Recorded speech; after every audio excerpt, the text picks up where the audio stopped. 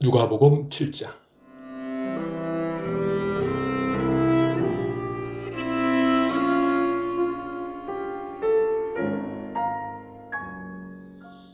예수님께서 이 모든 말씀을 백성들에게 하신 후 가버나움으로 가셨습니다. 어떤 백부장이 소중하게 여기는 종이 있었는데 병들어 죽게 되었습니다. 백부장은 예수님에 관한 소문을 듣고 몇몇 유대의 장로들을 예수님께 보내어 자기의 종을 고쳐달라고 부탁하였습니다. 그들은 예수님께 와서 간청하였습니다.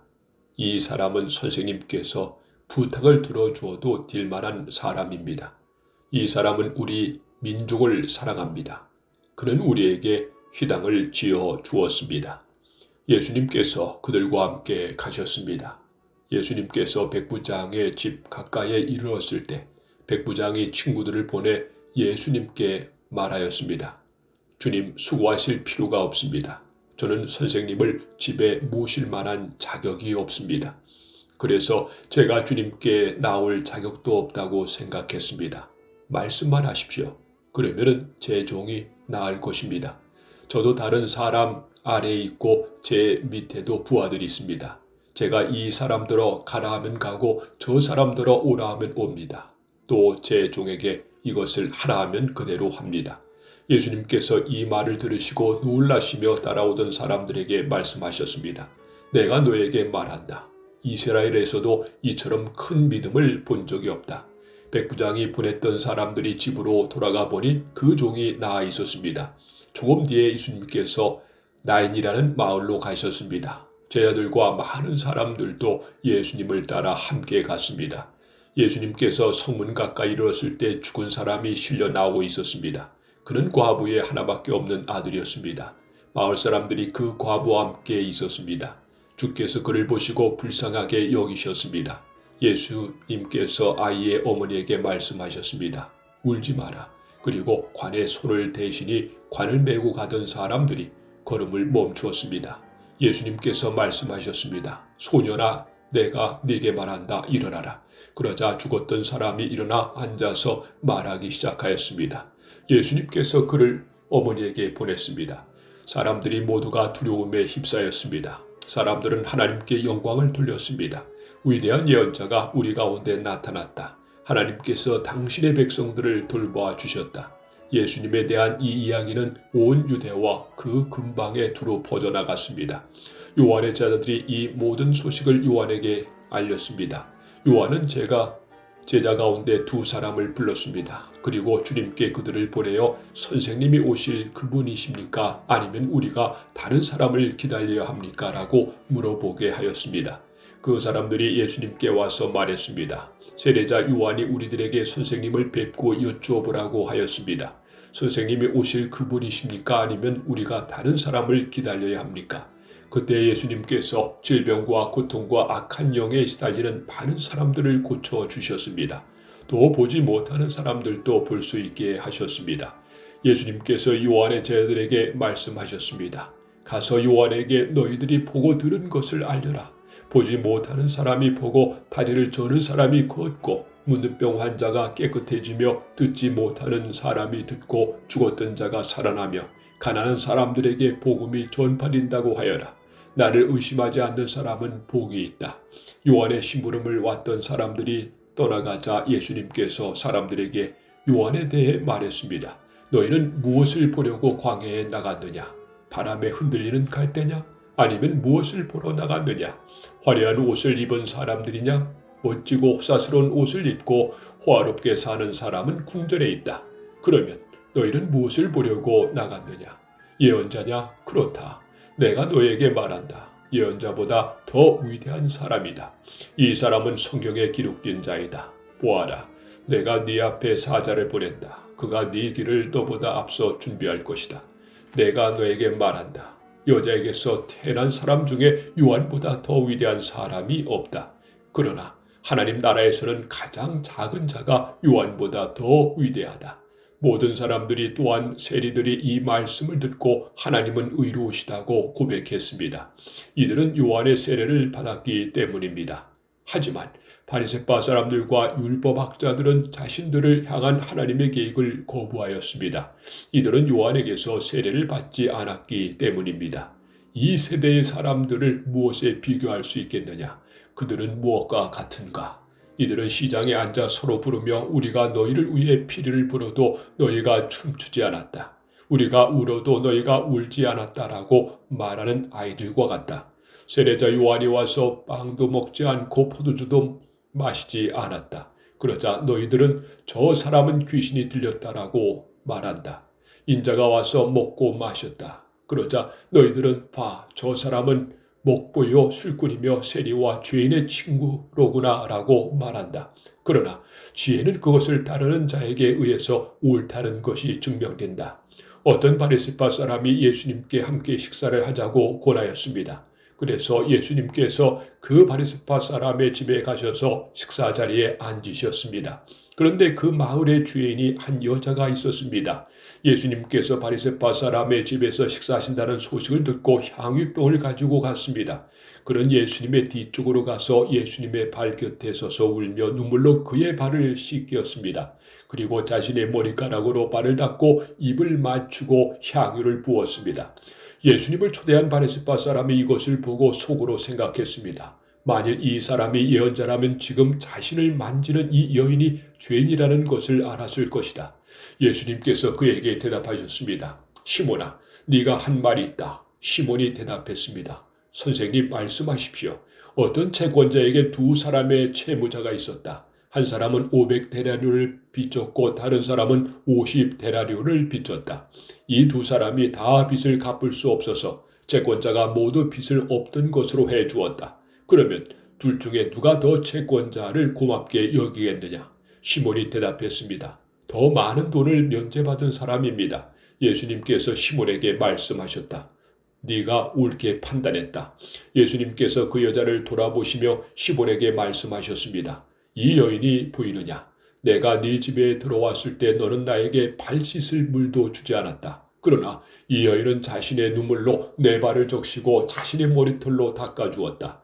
너는 내게 입맞추지도 않았지만 이 여인은 내게 들어왔을 때부터 내 발에 입맞추기를 쉬지 않았다. 너는 내 머리에 기름을 붓지 않았지만 이 여인은 향유를 내 발에 부었다. 그러므로 내가 네게 말한다. 이 여자의 많은 죄가 용서되었다. 이는 이 여자가 많이 사랑하였기 때문이다. 적게 용서받은 사람은 적게 사랑한다. 예수님께서 여자에게 말씀하셨습니다. 네 죄가 용서되었다. 예수님과 식사 자리에 앉아있던 사람들이 속으로 말했습니다. 이 사람이 누구이기에 죄를 용서해 준다고 하는가? 예수님께서 그 여자에게 말씀하셨습니다. 네 믿음이 너를 구원하였다. 평안히 가거라.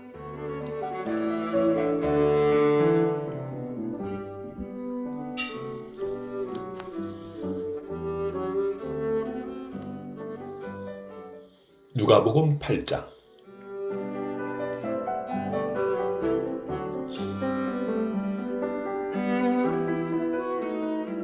그 후에 예수님께서 여러 성과 마을을 두루 다니시면서 하나님 나라에 관한 좋은 소식을 전하셨습니다. 12 제자들도 예수님과 함께 다녔습니다. 악한 영과 병에서 고침을 받은 몇몇 여자들도 함께 있었습니다. 이들은 7 귀신이 들렸던 막달라라고 하는 마리아와 헤롯의 신하인 구사의 아내 요하나와 수산나 그리고 그 밖에 다른 여자들이 많이 있었습니다. 이들은 자신의 재산으로 예수님과 제자들을 섬겼습니다. 많은 사람들이 모여들고 여러 마을에서 온 사람들이 예수님께 나오자 예수님께서 비유로 말씀하셨습니다. 씨를 뿌리는 사람이 씨를 뿌리러 나갔다. 그가 씨를 뿌렸는데 어떤 씨들은 길가에 떨어져 밭에 밟히기도 했고 하늘의 새들이 와서 먹어버리기도 했다. 어떤 씨들은 바위 위에 떨어져 자라다가 물이 없어서 시들어 죽었다. 어떤 씨들은 가시덤불에 떨어져 가시덤불이 함께 자라서 자라지 못하게 했다. 어떤 씨들은 좋은 땅에 떨어져 자라나서 100배의 열매를 맺었다. 이 말씀을 마치시고 예수님께서 외치셨습니다. 들을 귀가 있는 자는 들어라. 제자들이 이 비유가 무슨 뜻인지를 예수님께 물었습니다. 예수님께서 말씀하셨습니다. 너에게는 하나님 나라의 비밀을 아는 것이 허락되었다. 그러나 다른 사람에게는 비유로 말하였다. 이는 그들이 보아도 보지 못하고 들어도 깨닫지 못하게 하려는 것이다. 이 비유는 이것이다. 씨는 하나님의 말씀이다. 길가에 떨어진 것은 하나님의 말씀을 들었으나 마귀가 와서 그 마음에 있던 말씀을 빼앗아 간 사람들이다. 이들은 믿지 못하여 구원을 받지 못한다. 바위 위에 떨어진 것은 하나님의 말씀을 듣고 기쁨으로 받지만 뿌리가 없는 사람들이다. 이들은 잠시 동안 믿으나 시험을 받을 때에 넘어진다. 가시덤불에 떨어진 것은 말씀을 듣지만 살아가는 동안에 재물에 대한 염려와 인생의 향락에 사로잡혀 열매를 맺는 데까지 자라지 못하는 사람들이다. 좋은 땅에 떨어진 것은 정직하고 선한 마음으로 하나님의 말씀을 듣고 그 말씀을 굳게 지켜서 좋은 열매를 맺는 사람들이다. 그 누구도 등불을 켜서 그것을 그릇으로 덮어두거나 침대 밑에 두지 않는다. 등불은 등잔 위에 놓아 들어오는 사람들이 그 빛을 보게 한다. 감추어진 것 중에 드러나지 않은 것이 없고 비밀 가운데 밝혀 알려지지 않은 것이 없다. 그러므로 너희가 듣는 것을 조심하여라. 가진 사람은 더 많이 받을 것이고 가지지 못한 사람은 가졌다고 생각하는 것마저 빼앗길 것이다. 예수님의 어머니와 동생들이 예수님께 왔습니다. 그러나 많은 사람들 때문에 예수님께 가까이 갈 수 없었습니다. 어떤 사람이 예수님께 말씀드렸습니다. 선생님의 어머니와 동생들이 밖에 서서 선생님을 만나 뵙기를 원하십니다. 예수님께서 사람들에게 대답하셨습니다. 내 어머니와 형제들은 하나님의 말씀을 듣고 그대로 행하는 사람들이다. 어느 날 예수님께서 제자들과 함께 배에 오르셨습니다. 예수님께서 말씀하셨습니다. 호수 건너편으로 가자. 그래서 그들이 떠났습니다. 가는 동안 예수님은 잠이 드셨고 사나운 바람이 호수로 불어 닥쳤습니다. 배에 물이 가득 차서 위험에 빠졌습니다. 제자들이 예수님을 깨우며 선생님, 선생님, 우리가 죽습니다라고 말했습니다. 그러자 예수님께서 일어나셔서 바람과 성난 파도를 꾸짖으셨습니다. 그러자 그 즉시 바람이 멈추고 호수가 다시 잔잔해졌습니다. 예수님께서 제자들에게 말씀하셨습니다. 너의 믿음이 어디 있느냐? 제자들은 두렵고 놀라서 도대체 이분이 누구이시길래 바람과 물에게 호령하시고 바람과 물이 이분에게 순종하는가라고 서로 말하였습니다. 예수님과 제자들은 갈릴리 건너편 거라사 사람의 마을에 닿았습니다. 예수님께서 배에서 내리시니 그 마을에 사는 귀신 들린 사람이 예수님께 다가왔습니다. 그는 오랫동안 아무 옷도 입지 않았으며 집에서 살지도 않고 무덤에서 살고 있었습니다. 그는 예수님을 보고 소리를 지르며 예수님 앞에 엎드렸습니다. 그리고 큰 소리로 말했습니다. 가장 높으신 하나님의 아들이신 예수님, 당신이 저와 무슨 상관이 있습니까? 제발 저를 괴롭히지 마십시오. 이는 예수님께서 더러운 영에게 그 사람에게서 떠나라고 명령하셨기 때문입니다. 더러운 귀신이 그 사람을 여러 번 사로잡았기 때문에 사람들이 쇠사슬과 쇠고랑으로 그를 묶어 감시하였습니다. 그러나 그는 쇠사슬을 끊고 귀신이 이끄는 대로 광야로 뛰쳐나가곤 하였습니다. 예수님께서 그에게 물으셨습니다. 네 이름이 무엇이냐? 그러자 그가 대답했습니다. 레기온입니다. 이는 많은 귀신이 그에게 들어갔기 때문입니다. 귀신들은 예수님께 자신들을 지옥으로 쫓아내지 말아달라고 간청하였습니다. 그때 언덕에 많은 돼지떼가 풀을 먹고 있었습니다. 귀신들은 예수님께 자기들을 그 돼지떼에 들어가게 해달라고 간청하였습니다. 예수님께서 그렇게 허락하셨습니다. 그러자 귀신들은 그 사람에게서 나와 돼지떼 속으로 들어갔습니다. 순간 그 돼지들은 비탈을 내려달아 호수로 들어가 빠져 죽었습니다. 돼지를 치던 사람들이 일어나 이를 보고 도망쳐 이 사실을 성과 마을 사람들에게 전하였습니다.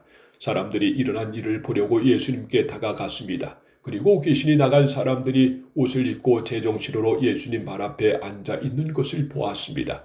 그들은 두려운 생각이 들었습니다. 이 일을 목격한 사람들이 귀신 들린 사람이 어떻게 온전하게 되었는지를 사람들에게 말해 주었습니다. 거라사와 그 주변에 사는 모든 사람들이 예수님께서 자기들로부터 떠날 주를 간청했습니다. 이는 그들이 무서움에 사로잡혔기 때문이었습니다. 그래서 예수님께서 배를 타고 돌아가셨습니다. 귀신이 나간 사람이 예수님을 따를 수 있게 해달라고 예수님께 간청하였습니다. 그러나 예수님께서 그를 돌려보내며 말씀하셨습니다. 집으로 돌아가서 하나님께서 너에게 하신 일에 대한 사람들에게 말해라. 그래서 그는 모든 마을을 다니며 예수님께서 자기에게 얼마나 큰 일을 행하셨는지에 대해 전하였습니다. 예수님께서 돌아오시자 많은 사람들이 예수님을 환영하였습니다. 이들은 예수님을 기다리고 있었습니다.